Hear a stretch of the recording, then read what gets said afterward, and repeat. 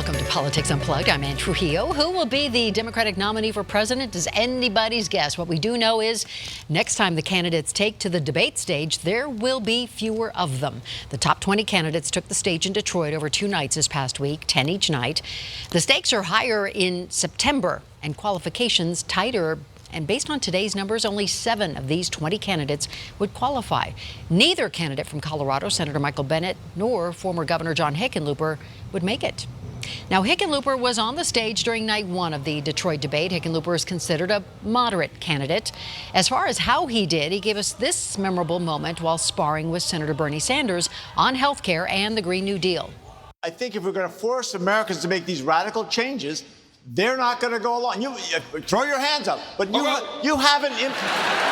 Whoa, I can do it. But you haven't implemented the plans. Us governors and mayors are the ones that we have to pick up all the pieces when suddenly the government's supposed to take over all these responsibilities and there's no preparation. The details aren't worked. You can't just spring a plan on the world and expect it to succeed. Well, question is, was that enough to bump Hickenlooper's polling numbers in the weeks ahead? As for Senator Bennet, he was on stage the second night. He was relatively quiet. He did have a couple of big moments, including his emphatic statement about segregation.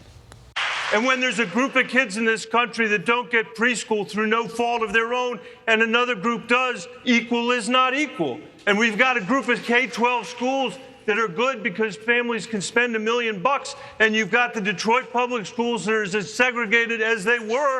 Equal is not equal. Still, Bennet, Hickenlooper, and nearly a dozen other candidates need to kick it up a notch if they want to be around for the Houston debate. So for that round, candidates must have at least 2% in 4 DNC-approved polls. Hickenlooper nor Bennet haven't done that. Neither has acquired at least 130,000 unique donors, with at least 400 donors in at least 20 different states. The candidates have until August 28th to reach those numbers. And by the way, that debate will be Thursday, September 12th, potentially September 13th, if enough candidates qualify. And you will be able to watch it live here on ABC and Denver 7. And watching all of these debates closely are Denver Post columnist Krista Kafer and Kristi Burton Brown, the vice chair of the Colorado Republican Party, who are joining us to talk more about what we watched over those 2 nights. So what do you two think? Who should go home? All of them.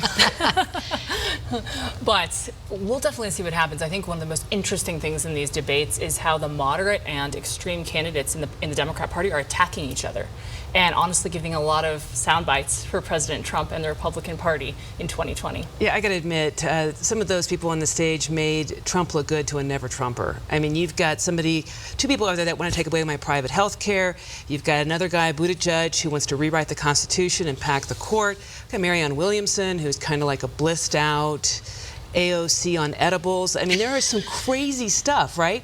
And then you get people who speak truth, which is Hickenlooper, to a degree, Bennet, Delaney, and others who are saying, guys, the American people don't want this. And if you run it, if you promise to take away their health care, if you promise to rework the economy, if you promise to do these things, people are going to show up and vote for Trump. And kudos to Hickenlooper for making that point so well. Kristi, seriously, is there somebody who you thought seemed reasonable from a Republican point of view? Well, I mean, some of the candidates, when they were talking about climate change, for instance, some of them accused Republicans of not admitting that climate change is real. And I will say, as the vice chair of the Republican Party in Colorado, climate change is real.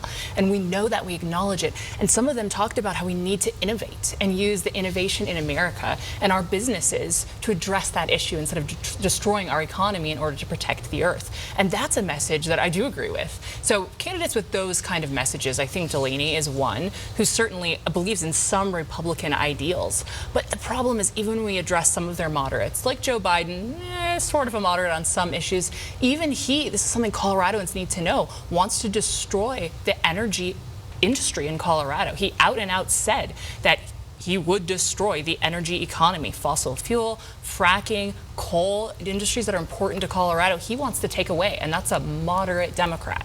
So that's certainly going to make President Trump far more attractive to the working class here in Colorado. But is that really true, Krista? I mean, you are a moderate Republican, independent, a never Trumper. So where do you see that line? Because I mean, you know, especially here in Colorado, I mean, we're 1/3, 1/3, 1/3. But I think if they continue to push very extreme things, I mean, Americans have said over and over again, we don't want to pay for abortion. I just paid off my master's degree. Why would I want to pay for other people's degrees? If you take out a loan, you should pay it off. And yet we've got these people up there saying, yeah, we're gonna take money from people who either don't have a college degree or people who have paid it off and give it to people who haven't paid off their loans. We're going to make people pay for things that are an anathema to them. That's not right, and it actually is making Trump look really reasonable to me. And I say that as somebody who thinks of him as the human id. I mean, he's a kind of disgusting person, and yet, if he stays in power, I keep my health care plan. So where does this conversation need to go as we look to these next round of debates? Yeah, well, I think you make some good points, Krista, that we want to hear as the Republican Party, how we can reach people like you, people who are moderate, who share our views on many things. And I think one thing, Ann, that we're going to need to see is more actual data, more actual numbers. When you look at the congressional, the CBO, that office, the Congressional Budget Office, that both parties quote from, they put out a report on how unworkable the minimum wage plan, $15 an hour federally required minimum wage is. They said, sure, it'll take this segment of minimum wage workers and it will increase their quality of life. But it will take this many workers and completely destroy their quality of life. They will lose their jobs. And that's what you're talking about. Moderate people across Colorado, and we are a moderate state, don't want to see someone in power who's going to take their jobs, control their families, kick their industry out of Colorado, and do all these things that the Democrats are talking about doing. Although Coloradans are hard to pinpoint, right? Yeah. I mean, we've seen that in multiple races, so it's hard to really know where Coloradans think on any particular candidate or issue. But let's talk about John Hickenlooper for a moment. We know he's not polling well, and we know that I mean, a lot of people have encouraged him to bow out, and someone has taken up that name Hick for Senate, that domain name. Is it time for him to go away and to run for the U.S. Senate race and take on Cory Gardner? It was a quixotic, I think, to a degree, a quixotic undertaking. I mean, the name recognition, he's a moderate at a time that people want, at least the hardcore part of the party. They want someone who's progressive. They want an Elizabeth Warren, who frankly I think comes off as somebody on an HOA board, chiding, bullying. He's too normal, is what I'm saying. He's too much of a normal guy. He's got this great track record. I think he was a great governor, and yet he's not polling well because there's an appetite for the extreme, and that's unfortunate. I'm a former Democrat. I would love to see that party stay viable. We need to have two parties in this country, but if you're going to go full-on socialist, you're going to lose people. You're going to lose a lot of people. But Hickenlooper is a U.S. Senator.